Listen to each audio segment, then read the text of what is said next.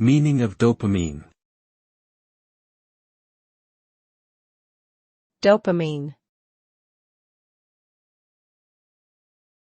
Dopamine.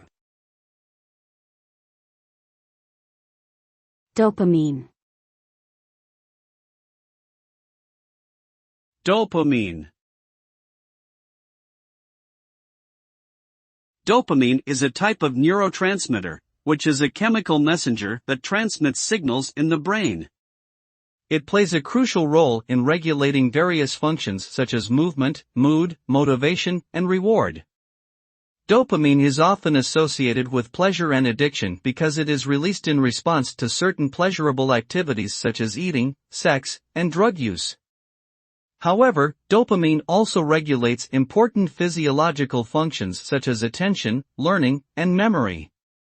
Imbalances in dopamine levels have been implicated in various neurological and psychiatric disorders such as Parkinson's disease, schizophrenia, and addiction.